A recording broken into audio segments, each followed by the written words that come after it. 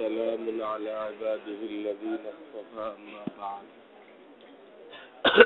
فأعوذ بالله من الشيطان الرجيم بسم الله الرحمن الرحيم لقد كان لكم في رسول الله أسوة حسنة وقال رسول الله صلى الله عليه وسلم تركت فيكم أمرين لن تضلوا ما تمسكتم بهما كتاب الله وسنة رسوله صدق الله العلي العظيم وصدق رسوله النبي الكريم محترم हुज्जाज किराम আল্লাহ তাআলার অশেষ মেহেরবানি এবং আল্লাহ তাআলার অগণিত শুকর যে তিনি আমাদেরকে সুস্থ রেখে সহি সালামতে হজের কাজগুলো সম্পন্ন করার তৌফিক দান করতেছেন আলহামদুলিল্লাহ। এখন যদি আমরা অসুস্থ হয়ে পড়তাম, আমাদেরকে হাসপাতালে দৌড়দৌড়ি করতে হতো, তাহলে এই কাজগুলো করা সম্ভবপর হইতো? এটা আল্লাহ দয়া করে আমাদেরকে সুস্থ রেখে এই কাজগুলো করাই নিয়েছে। আমি কালকেও বলতেছিলাম, যেখানে এমন একটা দৌড়দৌড়ি রাখা হয়েছে, আশেক তার মাশুককে খোঁজার জন্য যেরকম দৌড়দৌড়ি করে, ঠিক এরকম আরাফাত থেকে কত কষ্ট করে আমরা আসলাম, আবার সেখান থেকে কঙ্কর মারতে যাওয়া, আসা, দৌড়দৌড়ি না? আবার মক্কায় যাওয়া, ফরজ তওয়াফ করতে, আবার ফিরে আসা, দৌড়দৌড়ি না? আবার আজকে দেখতে হবে, আজকেরটা তো জরুরি। আজকে 12 তারিখ, 3 শয়তানকে মারা, এটাও ওয়াজিব। এটার টাইম হবে জোহরের নামাজের টাইম যখন হবে, সেখান থেকে নিয়ে পরবর্তী শবে সাদেক পর্যন্ত 18 ঘন্টা। তবে যারা সুস্থ সবল, কোনো ওজর আপত্তি নেই, তাদের জন্য বেলা ডোবার আগে আগে করে ফেলতে হবে। আর যারা দুর্বল, মহিলা, বাচ্চা, এদের জন্য সারা রাত সময় আছে, এদের জন্য তাড়াহুড়া করার দরকার নেই। পুরা রাত্রের মধ্যে যখন মনে চায় যে মারে আসলে হবে। আজকের দিনেরটা জরুরি। আর আগামীকাল যে আসতেছে, এইটা হলো আল্লাহ তাআলা বান্দার কাছে আবদার জানাইছে। বাংলাদেশের আবদার বলি আমরা, দেখো তোমরা আমার মেহমান, যদি আরেকদিন থাকতে পারো আমি খুশি হব। আর যদি তোমাদের কারো বিশেষ কোনো কাজ থাকে তো ঠিক আছে, তোমাকে ছুটি দেওয়া হলো, যেতে পারো। এই জায়গাটা পরীক্ষা, ফরজ করার নেই। ফরজ করলে তো পরীক্ষা থাকে না, তখন তো আমরা করতে বাধ্য হয়ে যাই। এটা করছেন মুস্তাহাব, কিন্তু এই মুস্তাহাব যারা আমল করবে, আল্লাহ তাদেরকে অনেক সওয়াব দান করবে। মুস্তাহাব দিয়ে কিন্তু পরীক্ষা হয়, ফরজ আদায় করতে হয়। এই জন্য যাদের বিশেষ কোনো কাজ আছে বা প্রয়োজন আছে, ধরেন তাদের কালকেই দেশে ফেরার টিকিট, তো তার আবার কি রয়ে গেছে, বিদায় তওয়াফ রয়ে গেছে, তো সে তো পারবে না। সে কালকে টাইম আবার শর্ট, 13 তারিখ, এটা মাত্র 6 ঘন্টা, দুপুরের থেকে নিয়ে বেলা ডোবা পর্যন্ত 6 ঘন্টা। পয়লার দিন ছিল 24 ঘন্টা, পরের 2 দিন ছিল 18 ঘন্টা, আর শেষের দিন 6 ঘন্টা। তো তার দেশে ফেরার টিকিট বা মদিনা যাওয়ার প্রোগ্রাম, অনেকে ওই মুআল্লিমের প্রোগ্রামের কারণে আজকে বাইরে চলে যেতে বাধ্য হবে। তার হয়তো থাকার নিয়ত ছিল, কিন্তু প্রোগ্রাম যেভাবে বানানো হয়েছে মুআল্লিমের পক্ষ থেকে বা দলের যিনি প্রধান তার পক্ষ থেকে, ওই প্রোগ্রাম ঠিক রাখতে দেয় কেউ কেউ পারবে না। কিন্তু যাদের এরকম কোনো ঝামেলা নেই, বাস মক্কায় যায় নামাজ পড়া, আর কোনো কাজ নেই, তার জন্য উচিত 13 তারিখ মেরে যাওয়া। ছুটোছুটি করে মক্কায় গেলাম, মক্কায় যে ফরজ নামাজ পড়া ছাড়ার কোনো কাজ নেই, তাহলে সে 13 তারিখে ছাড়বে কেন? 13 তারিখ থাকলে আল্লাহ খুশি হবে। আল্লাহর হাবিব মুহাম্মদ রাসূলুল্লাহ সাল্লাল্লাহু আলাইহি ওয়াসাল্লাম 13 তারিখ ছিলেন। তিনি প্রায় 1,30,000 সাহাবী নিয়ে ছিলেন, তারা যায় নাই, তা তো ছিল। এই জন্য দেখবেন অন্যান্য দেশের লোক কিন্তু থেকে যায়, অন্যান্য দেশের লোক 13 তারিখ মেরে তারপর যায়। কিন্তু আমাদের বাংলাদেশের লোকেরা এত তাড়াহুড়া করে, কোনো কাজ নেই, তাড়াতাড়ি চলে যায়। হ্যাঁ হ্যাঁ, না না, আপনার যদি বলেন যে আমরা 13 তারিখ মেরে যাবো, তাহলে বন্ধ করবে কেন? না না, যদি মুআল্লিমকে বুঝাইতে না পারা যায়, অনেকে থাকে এবং মুআল্লিম তাদের জন্য রাখতে বাধ্য হয়। এখন মুআল্লিম থাকতেই দিল না, তাহলে এরও বিকল্প সুরত আছে। এর বিকল্প সুরত হলো মসজিদে খায়েফ, বিশাল মসজিদ, ওখানে যে বিছানা ফেলেন, ওর কূপ পাশে শত শত বাথরুম আছে, কে মানা করে? মারতে চাইলে মারার সুযোগ আছে 13 তারিখ। তবে বিশেষ প্রয়োজনে যারা থাকতে পারতেছে না, তাদের উচিত হবে আজকে বেলা ডোবার আগে মিনা ত্যাগ করা। তিন শয়তানকে মেরে মিনা ছেড়ে দিবে। বেলা ডুবে যায় তখনও যাইতে পারবে, মাকরু হবে। বেলা ডুবে গেলেও যাইতে পারবে, কিন্তু কি হবে? মাকরু হবে। কিন্তু যদি সবের সাথে হয়ে যায়, যাইতে যাইতে সামনে সবের সাথে হয়ে গেছে, তার জন্য আর যাওয়া জায়েজ নেই, তাকে থাকতেই হবে। থেকে আগামীকাল জোহরের পরে বা জোহরের টাইম হলে বাইরে তারপর যেতে হবে। এই হলো মাসআলা। তো আমি মাসলাটা এই জন্য বললাম, তো সবার জানা থাকা দরকার। তাড়াহুড়া করে যাওয়ার ভিতরে ফায়দা নেই, থাকার ভিতরে আল্লাহর পরিপূর্ণ সন্তুষ্টি আছে। কেউ বিশেষ ওজনের কারণে চলে গেল, তার দেখা দেখি সবাই যাওয়া জরুরি না। তার তো টিকিট হলো কালকে, তো সে কি করবে? এই জন্য যাদের সুযোগ আছে তারা এই চান্সটা নিতে চেষ্টা করে। এই একটা মাসলা। দ্বিতীয় মাসলা হলেই আমাদের দুনিয়ার জিন্দেগির লক্ষ্য উদ্দেশ্য হলো আল্লাহর হুকুম মান্য করা, আমাদের নবীজি সাল্লাল্লাহু আলাইহি ওয়াসাল্লামের তরিকা অনুযায়ী চলা। আল্লাহর হুকুম মানতে হবে, কিন্তু মানবেন কিভাবে? মানার জন্য তার নমুনা লাগবে। ওই নমুনাটা কার? মুহাম্মদ রাসূলুল্লাহ সাল্লাল্লাহু আলাইহি ওয়াসাল্লাম। না, আল্লাহ হুকুম দিয়েছে নামাজ পড়ো, পড়বেন কেউ? ইচ্ছা মতো পড়লে হবে? ইচ্ছা মতো পড়লে তো হবে না। আমি যেন কবে বলতেছিলাম যে লোকেরা এক এক রাকাতে 3 বার রুকু করে। নামাজে এক এক রাকাতে কয়বার রুকু করে? 3 বার।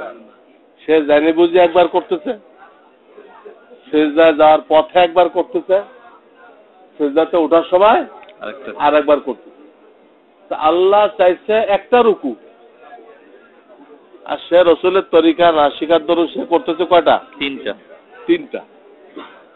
এই জন্য নামাজটা শিখতে হবে। নবুয়াতের 11তম বছর মেরাজ হলো।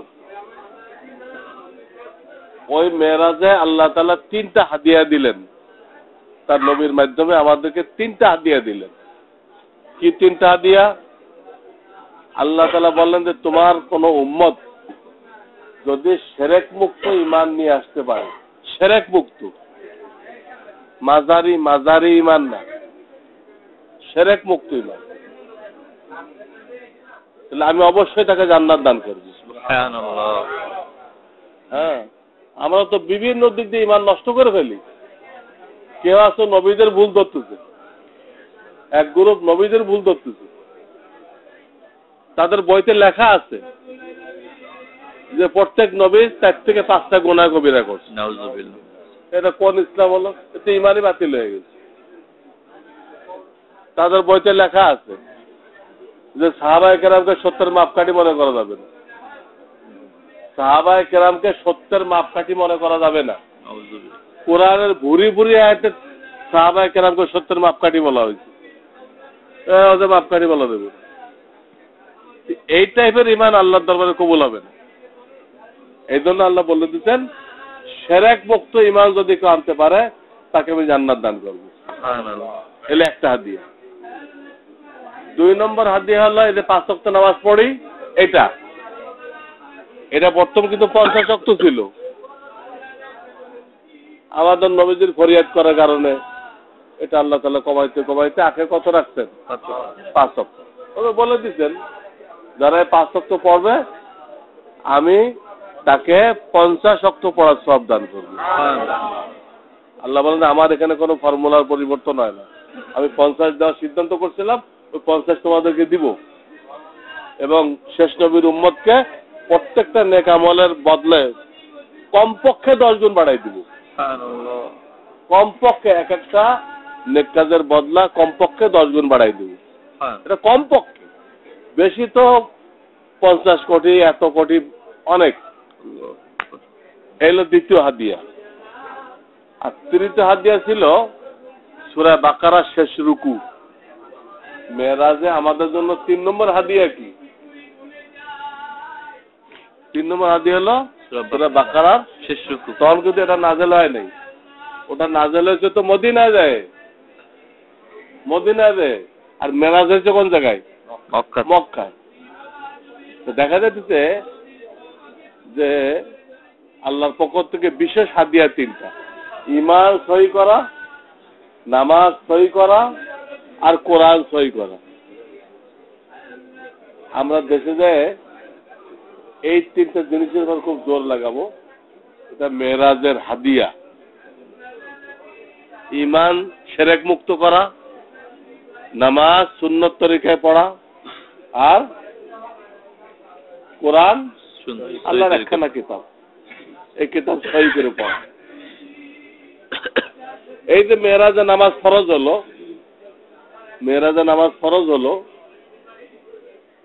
মেরাজের রাত্রে, ওর পরের দিন দুপুরের সময় আল্লাহ তাআলা জিবরাইল আলাইহিস সালামকে মানুষের সূরতে পাঠিয়ে দিলেন। জিবরাইল আলাইহিস সালামকে মানুষের সূরতে পাঠিয়ে দিলেন। তিনি নিজে ইমামতি করে পুরা নামাজ দেখাই দিলেন। হাত এইভাবে তুলতে হবে, আমার দিক চান, এইভাবে তুলতে হবে। আমরা তুলে এইভাবে। কেউ আছে এরকম করে, ওই ছাড়াতে কান ধরে উঠাইছে ছোটকালে, এগুলো একটা হয় না। এই জন্য কোরআন আল্লাহ বলে দিচ্ছেন, লাকাদ কানা লাকুম ফি রাসূলিল্লাহি উসওয়াতুন হাসানাহ। আমি তোমাদের নবীকে উত্তম নমুনা বানাই দিলাম। যা কিছু করতে চাও নমুনা ওইখান থেকে নিবা। তুমি একজন পিতা, আল্লাহ রাসূলের পিতা ছিল।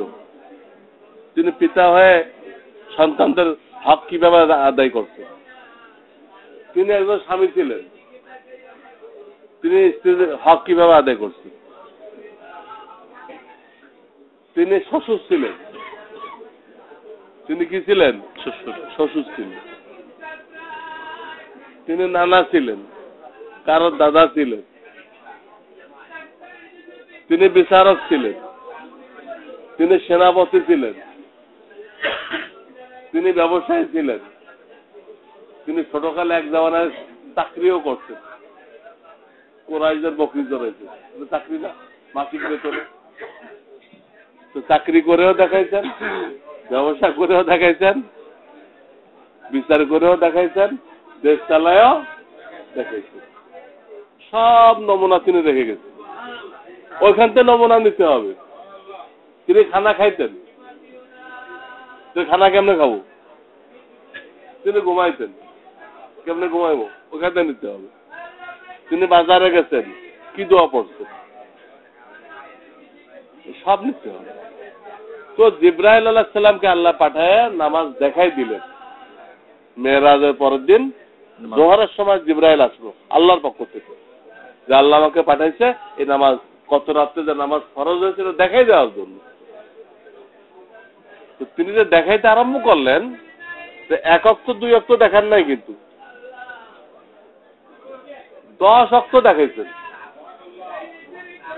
10 অক্ত তিনি নামাজের বাস্তব প্রশিক্ষণ দিতেন। আজকে আমাদের কিন্তু এটা সাংঘাতিক অভাব। মাহফিল গুলোতে হুজুররা আমরা লেকচার দেই, লেকচার দিলে কি নামাজ সহি হবে? সারা জীবন যদি লেকচার শোনেন আপনি, নামাজ তো সহি হবে না। দুনিয়ার সাধারণ সাধারণ কাজ লেকচার শুনে হবে? জি না। একটা লোক ড্রাইভার হইতে চায়, তার আপনি লেকচার দিলেন, কোনটাকে গিয়ার বলে, কোনটাকে স্টিয়ারিং বলে, কোনটাকে পিক আপ বলে, কোনটাকে ব্রেক বলে, সব ট্রেনিং দিলে, যে গাড়ি একটা নিয়ে ছেড়ে দিলে সোজা যায় খালের মধ্যে পড়ে। গাড়িও শেষ, সেও শেষ, যাত্রীও শেষ। লেকচারে কোনো কাজ হবে না। ওরে হাতে কলমে শিখাইতে হবে। একজনের ছাদের উপরে সাঁতার শিখাই দিল। সাঁতার দেওয়ার পদ্ধতি কি, কিভাবে হাত মারতে হয়, পা মারতে হয় শিখাই দিল। দিয়ে একটা নদীতে নিয়ে ওরে ফেললেন, সোজা চলাই যাবে। ওই ট্রেনিং কোনো লেকচারে দিচ্ছেন, কোনো কাজে আসবে না। কিন্তু আপনি ছাদে না শিখাই কোথায় শিখাইতেন? পানিতে, পানির মধ্যে শিখাইতেন, তাহলে পারত। তো কোনো একটা মামুলি কাজ দেখা যায়, একটা দর্জি, একটা অমুক, প্রশিক্ষণ ছাড়া হয় না কোনো। তাহলে ইসলামের মধ্যে ইমানের পরে কোনটা? নামাজ। এটা কি প্রশিক্ষণ ছাড়া হবে? জি না। সারা রাত যদি ইমানের বয়ান দেই, কারো হাত তোলা সহি হবে না, কারো রুকু সহি হবে না, কারো সিজদা সহি হবে না। পদ্ধতি কি? আপনাদেরকে দাঁড় করে যদি দেখাই দেওয়া হয়, আপনারটা যদি কোনো ভুল থাকে ঠিক করে দেওয়া হয়, তাহলে সহি হয়ে যাবে। শর্ট টাইমে আপনার নামাজ সহি হয়ে যাবে। এই জন্য আমরা দেশে যেখানে থাকি, যারা হাক্কানি লোক আছে, এদের কাছে আমরা নামাজ শিখে দিই। নামাজ শিখার জিনিস, লেকচার দ্বারা কোনোদিনও হবে না। লেকচার দ্বারা হইলে আল্লাহ রসুলকে আল্লাহ লেকচার দিয়ে শিখাইতে পারতেন না? তোর জিবরাইলকে পাঠায় দেখাই দেওয়ার কি দরকার ছিল?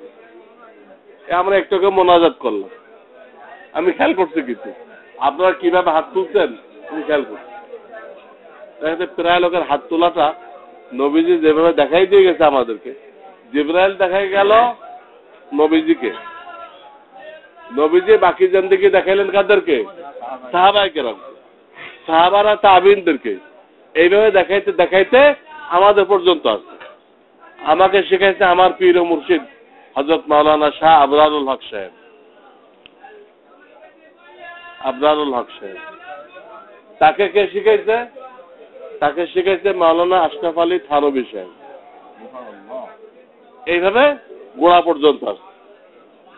আমি এখন বাংলাদেশে যেখানে বয়ান করতে যাই, আমি আমার বয়ান শেষ করার পরে সবাইকে দাঁড় করায় নামাজ শিখাই।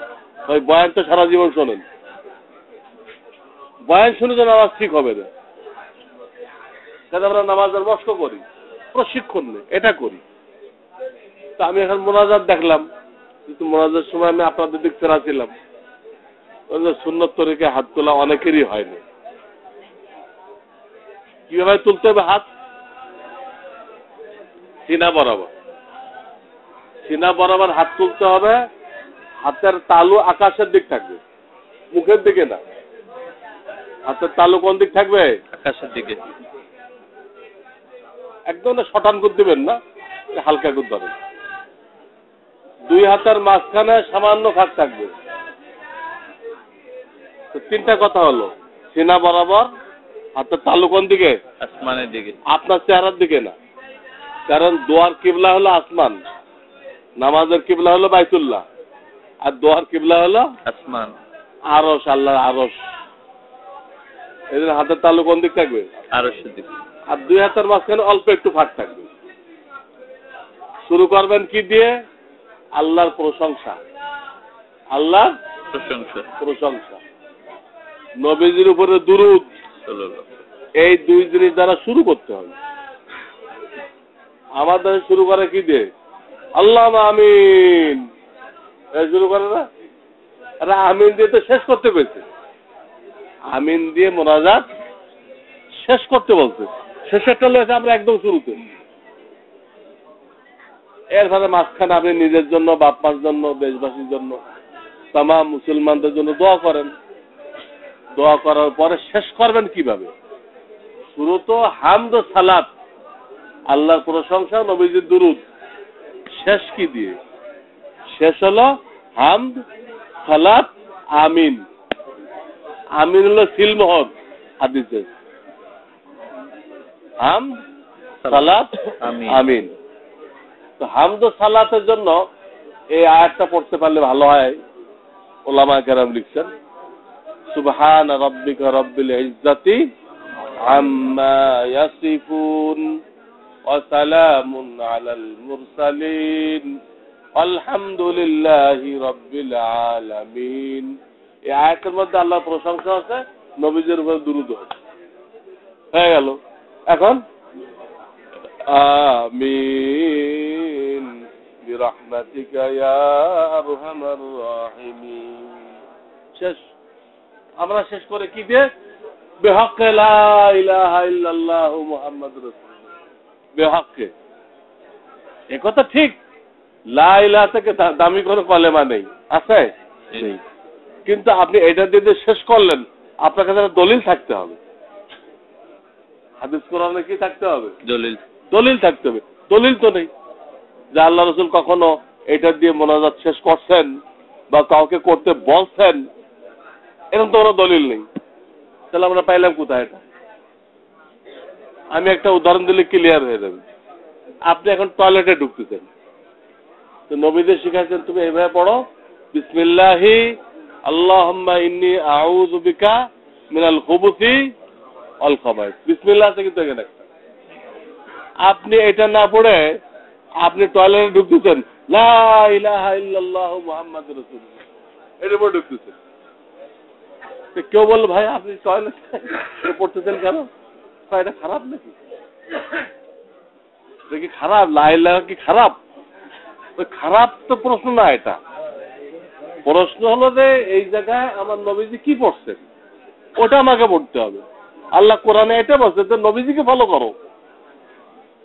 টয়লেটে যেরকম লা ইলাহা পড়া আপনার কাছেও বেঢঙ্গা লাগবে, ঠিক মোনাজাতের শেষে বিহক্কে লা ইলাহা পড়া এটা একটা বেঢঙ্গা কাজ। কেন? নবীজি এটা করেন নাই, আমাদেরকে করতে আমিন দ্বারা শেষ করতে বলছে। এইভাবে প্রত্যেকটা জিনিস নবীজি কিভাবে করছেন ওটা আমাদের জানতে হবে, এর মধ্যে কামিয়াবি। এই মুহূর্তে আমি যে বিষয়টা বলতে চাই, তো 5-7 মিনিট লাগবে। একটা মানুষের জীবনের শেষ পর্ব কি? প্রত্যেকের জীবনের শেষ পর্ব আছে না একটা, যার পর তাকে দুনিয়া থেকে বিদায় নিতে হবে, আর এটা থাকতে পারবে না। আলাম নাজালিল আরদা কিফাতা আহইয়াআন ওয়া আমওয়াতা। আল্লাহ কোরআনে বলতেছেন আমি জমিনকে তোমাদের জন্য যথেষ্ট করি নাই? যতক্ষণ তোমরা জীবিত ছিল তখন এই জমিন যথেষ্ট ছিল, যখন তোমরা মুর্দা হয়ে গেছো তখন আমার এই জমিন তোমার জন্য যথেষ্ট হয়ে গেছে। মরলে তার জমিনে জায়গা হইতেছে না? হ্যাঁ, বাঁচা থাকা অবস্থা জায়গা হইতেছে, মরে গেলেও জায়গা হইতেছে। এখন এই মৃত্যুর সময় জীবনের শেষ পর্ব, শেষ বিদায়, এই সময় 2-4টি মশলা আমি বলবো, ওইটাও ভুল। আমাদের জীবনে প্রায় সবই বলতে গেলে যেটা আমরা শিখি নাই, জানি নাই, দুনিয়ার লাইনে আমাদের অনেকের কাছে বড় বড় ডিগ্রি আছে, দুনিয়ার লাইনে আমাদের অনেকের কাছে বড় বড় আন্তর্জাতিক ডিগ্রি আছে, ওইগুলো এক জিনিস, বলে দুনিয়াতে কিছু ফায়দা হবে, কিন্তু ওই ডিগ্রিগুলো তো কবরে হাসরে ফায়দা হবে না, পরে ফেরেশতা এই ডিগ্রি করে মূল্যায়ন করবে না। এই জন্য আমি কয়েকটা মশলা বলে দিচ্ছি। কোন ভাইয়ের যখন ইন্তেকাল হয়ে যাবে, এক নম্বর মশলা এই, খুব শর্ট টাইমে তার কাফন দাফনের ব্যবস্থা করতে হবে, তার লাশ ফেলে রাখা, ঝুলন্ত অবস্থায় রাখা, হিমাগারে রাখা, এটা শরীয়ত এলাও করেন। এই এক নম্বর। এই ব্যাপারে আমার কাছে অনেক হাদিস আছে, আমার উপর আপনার যদি আস্থা থাকে তা হাদিস আর শুনতে চাইবেন না, আর যার আস্থা নেই সে দেখান, তার আমার খুলে দেখাইতে হবে। হ্যাঁ, আল্লাহ রসুল বলেন একটা হাদিসে, লা ইয়াহিল্লু লিমুসলিমিন, লা ইয়াহিল্লু লিমুসলিমিন আয়াতরুকা জিফাতা মুসলিমিন বাইনা যহরানা আহলিহি, কোন মুসলমানের লাশ তার পরিবারের ভিতরে আটকায় রাখা অর্থাৎ দাফন করতে বিলম্ব করা জায়েজ নেই। এই হাদিস শোনাই দিন, অনেক হাদিস আছে।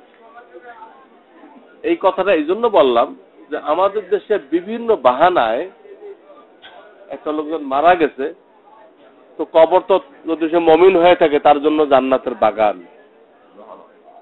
যত তাড়াতাড়ি ওখানে পৌঁছাই দেওয়া হবে সে জান্নাত পেয়ে গেল। আর তাকে দাফন করতে দেরি করলেন মানে তাকে তার জান্নাত থেকে আপনি আটকায় রাখলেন। এই জন্য বুখারী শরীফের হাদিসের মধ্যে আছে, খোদ মাইয়িত বলতে থাকে, আসরি ও বি, আমাকে তাড়াতাড়ি নাও, তাড়াতাড়ি নাও। আল্লাহ রাসূলের হুকুম তো আছে, মাইয়িত নিজেও বলতে থাকে আমাকে তাড়াতাড়ি দাফন করো। সেখানে আমরা অমুক আসবে, তমুক আসবে, বড় ছেলে আসবে চিটাগাং থেকে, ছোট ছেলে আসবে দিনাজপুর থেকে, তার চেহারা দেখাইতে হবে, এইসব কথা বলতে বলতে দেরি করে ফেলি। অথবা তার লাশ নিতে হবে দেশের বাড়িতে পটুয়াখালী, আরে পটুয়াখালী যাইতে কয়দিন লাগবে? যাইতে তো আপনার একদিন দুই দিন লেগে যাবে। অথচ আল্লাহ কোরআন ওয়াদা করছেন, তোমরা যে যেখানে দাফন হও, যদি ইমানদার হও আমি ছেলেকে বাপের সাথে মিলাই দেব। তোমরা জমিনে যে যেখানে দাফন হও, যদি তোমরা ইমানদার হও আমি তোদেরকে এক জায়গায় করে দিব। তাহলে কোনো দরকার নেই যে আমার বাপের কবর পটুয়াখালী, আমার ওনার পাশে দাফন করবা, এর দরকার নেই। আল্লাহ তো ওয়াদা করছেন কোরআনে, ওয়া আলহাকনা বিহিম যুররিয়াতাহুম, তো দরকার কি? এই ধরনের বিভিন্ন বাহানায় আমরা দেরি করি, এটা সকলকে বুঝায় নিষেধ করতে হবে, দেরি করা যাবে না। এবার পদ্ধতি আছে, পদ্ধতি এই, মৃত্যুর সাথে সাথে যে ঘোষণাটা দেওয়া হয় ওই ঘোষণায় জানাজার টাইমটা বলে দিতে হবে যে ভাই আজকে সকাল 7টা অমুকের মৃত্যু হয়ে গেছে, হ্যাঁ 10টার সময় তার জানাজা হবে। এই দুটা ঘোষণা একসাথে দিতে হবে, যাদের আসার মনে চায় চলে আসবে। এদিকে উজুয়াত খাড়া করা হয়, হুজুর এখন 8টায় যদি দাফন করি বেশি একটা লোক আসবে না, আর যদি জুমার পরে জানাজা দেই তাহলে অনেক লোক হবে। তা আপনি লাশটাকে ফেলে রেখে তারপর জুলুম করে আপনি লোক বাড়াইলেন, আপনাকে এরকম লোক বাড়াইতে বলা হয় নাই, নাজায়েজ ভাবে লোক বাড়াইতে বলা হয় নাই, জায়েজ ভাবে যে কয়জন হোক ওটাই যথেষ্ট। কাজে এই একটা ঘোষণা দিতে মুখে মানা গেছে, এই কয়টা জানাজা হবে, এই একটা কাজ করতে হবে। আরেকটা কাজ করতে হবে, কাজগুলো ভাগ করে নিতে হবে। যারা মুরব্বী আছে, এই তোমরা কবর খুঁড়তে যাও, তোমরা পানি গরম করো, বড়ই পাতা দিয়ে কি করো, পানি, বড়ই পাতা দিয়ে পানি গরম। বড়ই পাতা কেন দিতে হয় জানেন? জান্নাত যেখানে রাখা আছে 7 আসমানের উপরে, ওখানে বিশাল এক বড়ই গাছ আছে, কোরআন শরীফ আছে, সূরা নাজম, ওখানে জান্নাতের সীমানা শুরু হয়েছে। ইনদা সিদরাতিল মুনতাহা ইনদাহা জান্নাতুল মাওয়া, এই সিদরাতুন মানে বড়ই গাছ। তো বড়ই পাতা দিয়ে গরম পানি এই জন্য করতে হয় যে এই মাইয়েতকে যখন কবরে রাখা হবে ওর গায়ের থেকে বড়ই পাতার ঘেরান আসবে। সুবহানাল্লাহ। এই বড়ই পাতার ঘেরানটা মুনকার নকির জন্য সিগনাল যে এই লোকটা কিন্তু ৭ আসমানের মধ্যে বড়ই গাছ আছে, যেন জান্নাত রাখা আছে, ওই এরিয়ার লোক, ওই এরিয়ার লোক। সুবহানাল্লাহ। তোমরা আদব কায়দার সাথে ওনাকে প্রশ্ন করো, সুবহানাল্লাহ। হ্যাঁ মুনকার নকির উনি কিন্তু ওই বড়ই গাছের এলাকার লোক, তোমরা আদবের সাথে প্রশ্ন করো, বুঝছেন কেন বড়ই পাতা দিতে হবে? জি। জান্নাত শুরু হয়েছে বড়ই গাছ দিয়ে। এর জন্য এক গ্রুপে দিচ্ছে বড়ই পাতা দিয়ে পানি গরম করো। আর একজনের কাজ দেওয়া হবে তোমরা মসজিদ থেকে খাটিয়া নিয়ে আসো।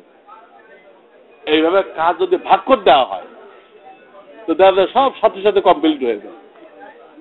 তখন একটা মুর্দাকে ২-৪ ঘন্টার মধ্যে দাফন করা কোনো বেগ পাইতে হয় না, একদম সহজ।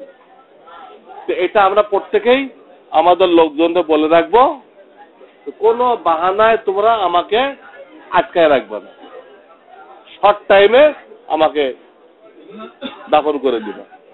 হ্যাঁ, জুমার পরে দোয়া হোক মসজিদে, জানাজা এখন হয়ে যাক, হয়ে দাফন হয়ে যাক, জুমার সময় মসজিদে এলান দিয়ে সব মুসাল্লিদেরকে নিয়ে ইমাম সাহেব ৩ বার কুল পড়ে সূরা ইয়াসিন পড়ে আপনার নামে বকশে দিক। দোয়াই তো দরকার। তো দোয়ার জন্য এই লোকটাকে আটকায় রাখার দরকার আছে? জি না, কোনো দরকার নেই। এই হলো ১ নম্বর মসলা, জীবনের শেষ পর্বের ১ নম্বর মসলা এটা। ২ নম্বর মসলা হলো এই, জানাজা নামাজ হয়ে যাওয়ার পরে আর চেহারা দেখানো যাবে না। তাদের চেহারা দেখতে হয় জানাজা নামাজের আগে দেখে নেবে না, ওই যাদের দেখা যায় ছিল তারা দেখতে পারবে, মৃত্যুর পরে কিন্তু পর্দা বহাল থাকে। উনি হায়াতে যারা দেখতে পারতো তারাই দেখবে, উনি হায়াতে যারা ওনাকে দেখতে পারতো মৃত্যুর পরে তারাই দেখতে পারবে, অন্য কেউ দেখতে পারবে না। আপনার বিবি মারা গেছে, গ্রামের সব লোক দেখবে? জায়েজ নেই। আমি যেটা বলতেছিলাম যে এই দেখাটা বৈধভাবে দেখাটা জানাজা নামাজ পড়ানোর আগ পর্যন্ত যায়। জানাজা নামাজের পরে একটা লোকের ফয়সালা হয়ে যায়, তখন আর চেহারা দেখানো নিষেধ, এবং তখন চেহারা দেখাইতে গেলে তাকে কবরে রাখতে বিলম্ব হয়ে যায়। জানাজা নামাজের পরে চেহারা দেখাইতে গেলে কি হয়? বিলম্ব হয়ে দেরি হয়ে যায়, এই জন্য ওটা নিষেধ। অথচ চেহারা দেখাইতে 10-15 মিনিট লাগে, 10-15 মিনিট বিলম্ব করা শরীয়তে অনুমতি দেয় নাই, আর আপনি সকাল থেকে জুমা পর্যন্ত ফেলে রাখলেন, এটা কিভাবে যায় যাবে? আমার কথা বুঝতেছেন আপনারা? জি। এই একটা কথা যে জানাজা নামাজের পরে আর চেহারা দেখানো হবে না বা আর হাত তুলে মোনাজাত করা হবে না। জানাজা নামাজটাই কিন্তু মোনাজাত, হাত তুলে আর কোনো মোনাজাত নেই। অন্তরে করতে পারেন, হাত তুলে আর কখন করা যাবে? দাফন করার পরে। দাফন করার পরে কিছু সূরা পড়ে তখন করতে পারবে। এটা একটা কথা। জানাজা নামাজের পরে আর কি নেই? হাত তুলে মোনাজাত নেই, সম্মিলিত মোনাজাত নেই, কারণ আল্লাহ রাসূল বলতেছে জানাজা নামাজটাই কি? দোয়া, তার জন্য দোয়া। ৩ নম্বর মসলা, 5টা মসলা বলবো আমি, 5টা মসলা বলবো। ৩ নম্বর মসলা, কবরে যে তাকে রাখা হবে কিভাবে রাখা হবে? কবরে মাইয়েতকে রাখা হবে আমরা জীবিত মানুষ যেভাবে ডাইন কাতে শুই এইভাবে রাখা হবে। ডাইন কাতে পুরা বডি কিবলার দিকে এইভাবে রাখা হবে, এলে সুন্নত তরিকা। কিন্তু আমরা কি করি? শুধু চেহারা ঘোরাই, সেনা কোন দিক থাকে? আসমানের দিক থাকে। আবার মুখে বলে কি? বিসমিল্লাহি আলা মিল্লাতি রাসূলিল্লাহ, হে মুর্দা তোমাকে আল্লাহর নামে রসুলের তরিকায় শোয়াইলাম। কোথায় রসুলের তরিকায় শোয়াইছেন আপনি? শোয়াইছেন চিৎ করে রসুলের তরিকার উল্টা, আর মুখে দাবি করতেছেন রসুলের তরিকায় শোয়াইছে। হইল? তোমরা কিন্তু শুয়ে দেখাই দাও তো, একটু দেখেন তো কিভাবে এদিক মাথা দিয়ে এদিক পাও দাও। যখন তোমরা সঠিকটা জানবা তখন তো যদি এটা মেনে নাও তো পিছনে ভুল খালি মাফ করবো না, ওটাকেও শুদ্ধ আমল হিসেবে কবুল করে নিবে। যখন থেকে সঠিকটা জানতে পারলে তখন থেকে ভবিষ্যতে তোমরা মেনে নাও সামনে এইভাবে করবো, তো আল্লাহ বলতে শুধু মাফ পারবো না পিছনেরটা, ওইটাও শুদ্ধ আমল হিসেবে কবুল করে নেব। এটা কোরআনের আয়াত। ইল্লা মান তাবা ওয়া আমানা ওয়া আমিলা আমালান সালিহা ফাউলাইকা ইউবাদদিলুল্লাহু সাইয়্যাতিহিম হাসানাত। ইউবাদদিলুল্লাহ, ইউবাদদিল মানে বদলাই দিব, সাইয়্যাতিহিম ভুল আমলকে, হাসানাত নেক আমলের দ্বারা। কাজে এই কথা বলার দরকার নেই, হুজুর আমরা তো বাপ দাদারে উল্টা শোয়ে আসছি, তখন আপনি কইছিলেন, এটা বলার দরকার নেই। তখন জানতে পারেন নাই, বা যা পারছেন করছেন। এখন জানতে পারছেন, এখন এটা সব জায়গায় বলা বলি করেন। এটা আমার রেফারেন্সে বলতে আপনাদের কোনো অসুবিধা আছে? আপনি তো নিজে বলবেন না, বলবেন ভাই ঢাকা মোহাম্মদপুর জামিয়া রহমানের বড় মাদ্রাসা, এই মাদ্রাসার মুফতি সাহেব বলছে। যদি আপনার বিশ্বাস না হয় তো ওনার কাছে ফোন করেন। দেশে আমার ফোন নাম্বার 01712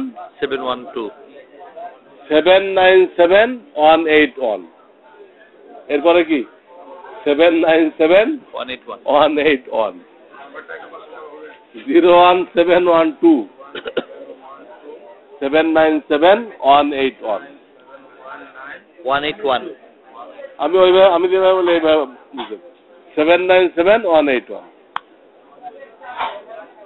যদি কেউ মানতে না চায় আমার নাম্বার দিয়ে দিন, আমার সাথে বুঝিস। হ্যাঁ, বালিশ লাগে না মাটিতে কাটার সময় হইতে পারে।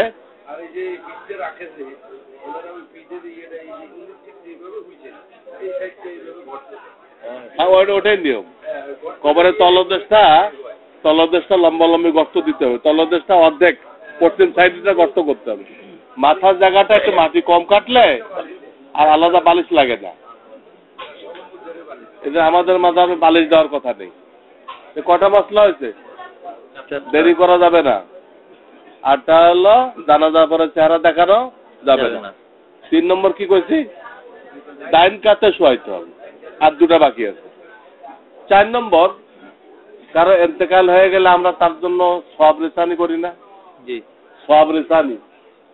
তো শরীয়তে সওয়াব রিসানির তরিকা হলো আপনি যে কোনো নফল ইবাদত করে, নফল নামাজ, নফল রোজা, কোরআন তেলাওয়াত, দান খয়রাত, এগুলো করে নিয়ত করবেন যে আল্লাহ অমুকের রুহে সবটা পৌঁছাই দাও।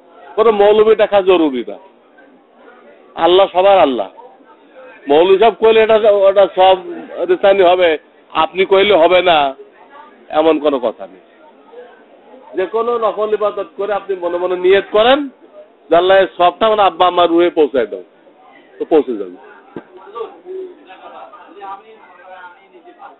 আমি শোনেন আগে আমার বয়ান শুনবেন, বয়ান যখন আমি শেষ করে দিব তখন যদি কোনো প্রশ্ন বাকি থাকে তখন প্রশ্ন করবেন। তো বলতেছিলাম, মাইয়েতের নিজস্ব লোকেরা যে যতটুকু পারে কোরআন তেলাওয়াত করে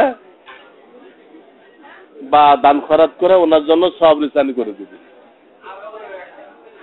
এর জন্য লোকজন ভাড়া করা, টাকার বিনিময়ে খতম পড়ানো, 30 করা, 40 করা, এগুলো আমাদের শরীয়তে অনুমোদন করা হয় নাই।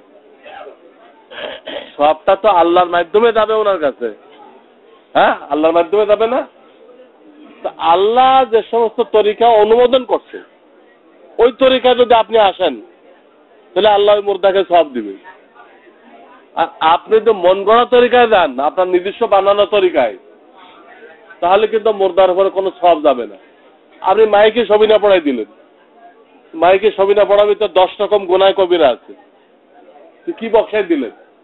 10 রকম গোনায় কবিরা বাপের রুহে দিলেন? গোনা বক্সাই দেওয়া যায়? আপনি 40টা করলেন, এটা হিন্দুয়ানি তরিকা, এরা 40 দিন শ্রাদ্ধ খাওয়ায়, আপনি শ্রাদ্ধ খাওয়াইলেন। হ্যাঁ, যে কোনো একদিন করে দেন, গরিব মিসকিনকে খাওয়াই দেন, গোটা মাদ্রাসার লীলা বোর্ডিং এ টাকা দিয়ে দেন, তারা খাওয়াই দিক। তো 4 নম্বর কথা হলো, আমরা যে সব রিসানি করব, এটা আল্লাহ তাআলা যেগুলো অনুমোদন করছেন ওই তরিকায় করতে হবে। আমাদের নিজের বুঝমতো তরিকায় করলে, এই পয়সা দিয়ে হাফেজ জানে খতম পড়ানো, পয়সা দিয়ে পড়াইলে হয় কি, যে পড়ে তার সব ক্যান্সেল হয়ে যায়,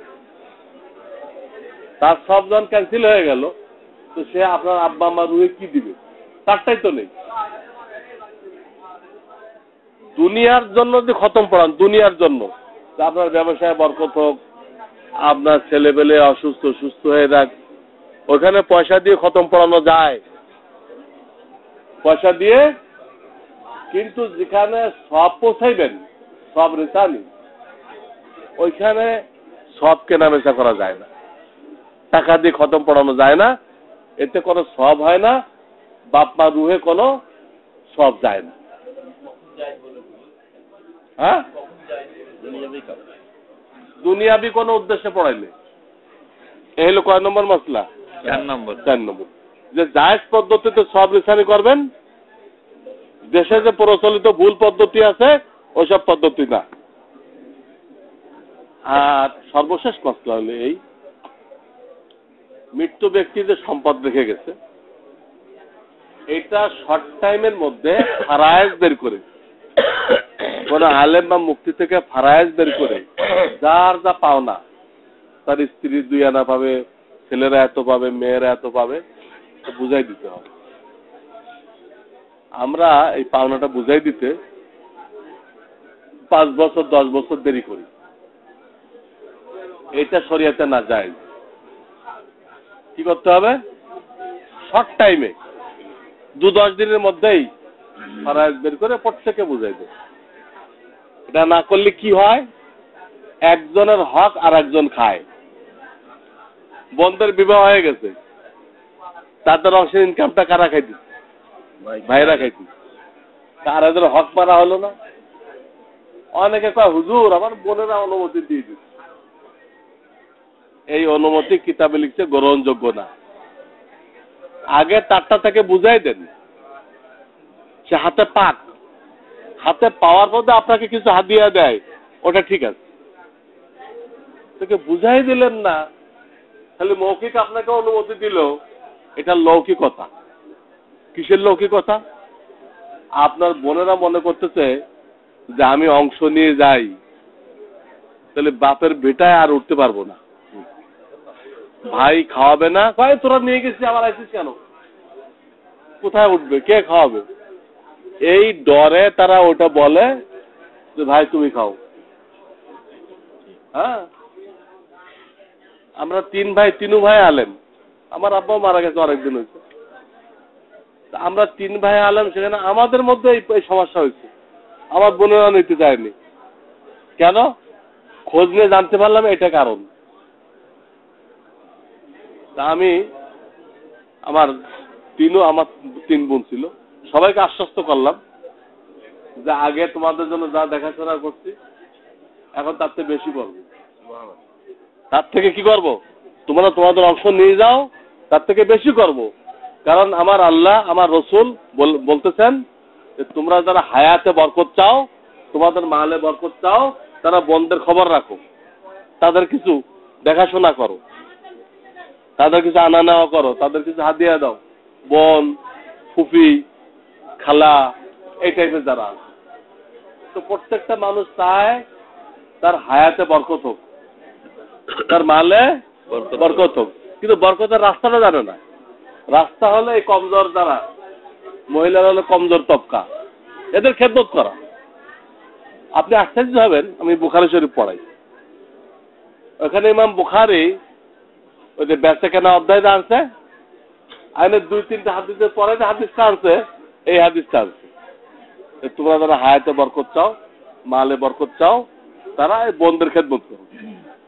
অনেকে হয়রান হয়ে গেছে, কিন্তু অধ্যায় বানাইছেন বেচা কিনা, আর হাদিস আনতেছেন যে বন্ধের খেদমত করতে হবে, কি মিল হলো?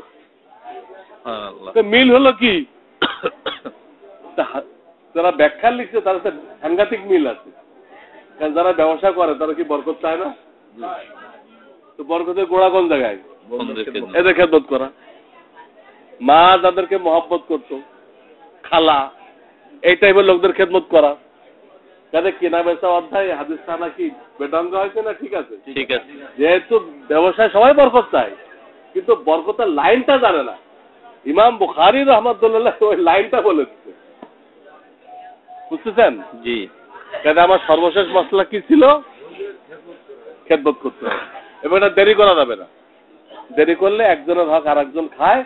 আর মারাত্মক কথা এটা, যিনি মারা গেল তিনি যে মারা যাওয়ার সময় কোনো নাবালেগ সন্তান রেখে যায়, নাবালেগ ছেলে হোক মেয়ে হোক, তাকে শরীয়তে বলা হয় এতিম। কোটি কোটি টাকা রেখে গেছে, তারপর তার ছেলেকে কি বলা হবে? এতিম। আমরা মনে করি গরিব মানুষ মারা গেলে তার পোলারে এতিম বলে, আর ধনী মারা গেলে তার পোলা কোনো এতিম না। এটা ভুল। যে কোনো লোক মারা যাবে, তার ছেলে বা মেয়ে যদি নাবালেগ থাকে, ওটাকে কি বলে? এতিম বলে। তাহলে আপনি যদি ফারাইজ বের না করেন, আর তার অংশ সেপারেট না করেন, তার অংশ তার জন্য সেপারেট না করেন, তাহলে ওর অংশ থেকে যে মালটা আসতেছে, ওই মালটা ওই তার মা খাইতেছে না, হজবরলা করে, তার ভাই বোনেরা খাইতেছে না? খাইতেছে। তার আত্মীয় স্বজন যে বেড়াইতে আসতেছে তারা খাইতেছে না? জি। আমার মতো যারা মৌলবী তাদেরকে মাঝে মাঝে দাওয়াত করে আনা হয় সওয়াব রেসানি করার জন্য, ওই মৌলবীরও খাওয়ানো হইতেছে। ওই মৌলবী খানার মধ্যে এতিমের কি আছে? অংশ আছে। তো দেখা গেল যে এতিমের মাল এতিমের মাও খাইতেছে, এতিমের ভাই বোনেরা খাইতেছে, এতিমের আত্মীয় স্বজনরা খাইতেছে, হুজুররাও খাইতেছে, না জানার কারণে। না জানে বিষ খাইতেছে। অথচ কোরআন শরীফের 4 পারায় 17 নম্বর পৃষ্ঠার শেষ আয়াত, ওখানে আছে যারা এতিমের মাল খাবে তারা পেটের মধ্যে দোজকের আগুন ঢুকাইতেছে। পেটের মধ্যে দোজকের আগুন। চোখ বন্ধ সাথে সাথে ওই আগুন তাকে ঘেরাও করে দিলে। কোরআনের আয়াত, ইন্নাল্লাযীনা ইয়াকুলুনা আমওয়ালাল ইয়াতামা যুলমা ইন্নামা ইয়াকুলুনা ফি বুতুনিহিম নারা। তাহলে বোঝা গেল শর্ট টাইমে কি করতে হবে? সবাইরে বুঝাই দিতে হবে। সবাইরে বুঝাই দেওয়ার পর তারা আর একসাথে মিলে চলতে চায়, আমরা 3 ভাই একসাথে ব্যবসা করবো, তা নিষেধ না কিছু। বুঝাই দেওয়ার পরে 2 জন একসাথে ব্যবসা করলো, 3 জন একসাথে ব্যবসা হলো, তাদের ইচ্ছা।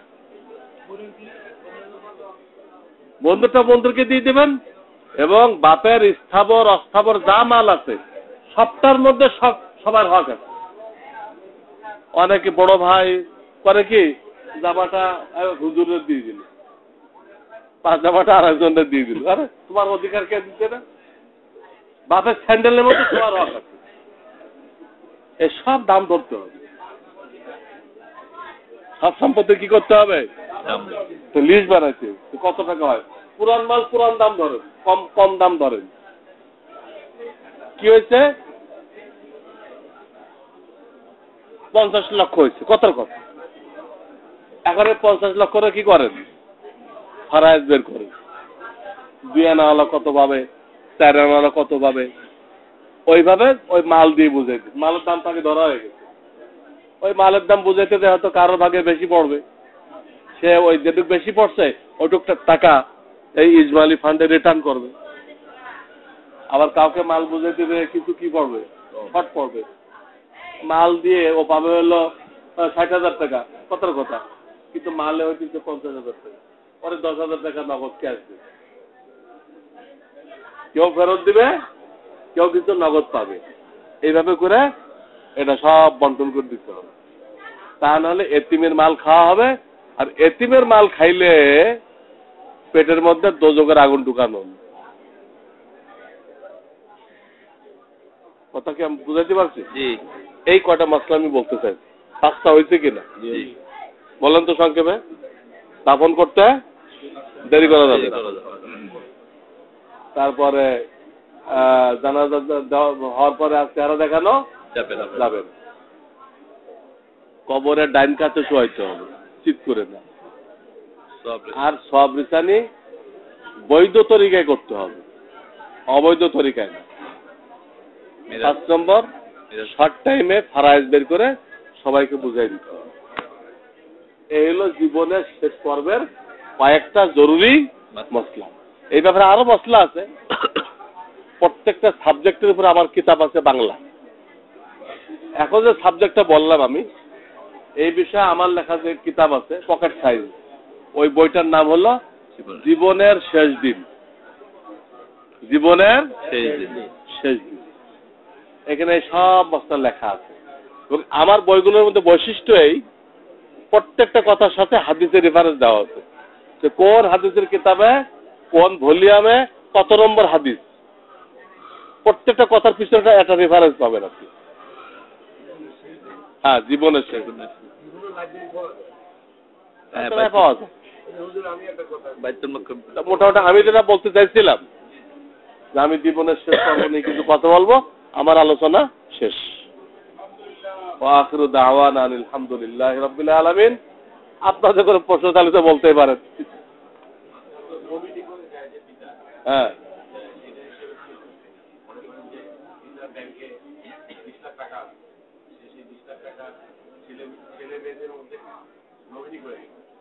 সে উঠানোর অধিকার রাখে, কিন্তু সে একক কোনো ভোগ করার বা মানে খরচ করার অধিকার রাখে না। সে অ্যাকাউন্ট থেকে উঠাইতে পারবে, উঠানোর পরে সে কোনো আলেম থেকে ফারাইজ নিয়ে ওই 20 লক্ষ টাকা ওইভাবে ভাগ করে দিবে। নমিনি করাতে তো অসুবিধা নেই, কিন্তু নমিনি করাতে এই অর্থ ধরা হয় তো ওকে মালিক বানায় দিয়ে গেছে, এটা ঠিক।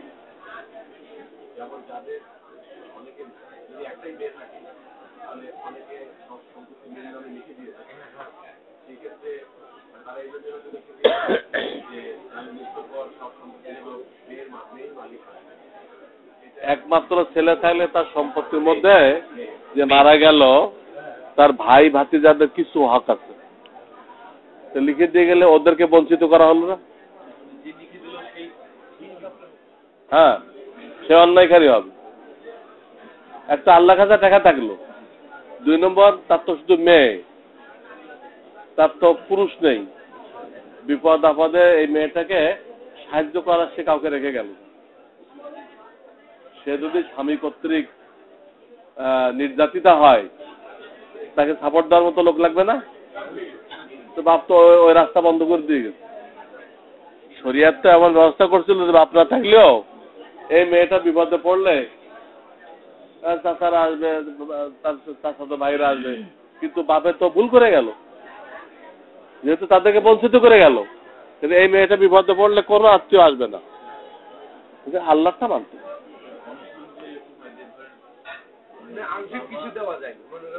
আল্লাহ বলে দিতে সামান্য কিছু দিচ্ছে তাদেরকে, সেটা অন্য কথা। হ্যাঁ, এবার দাও বাবা যে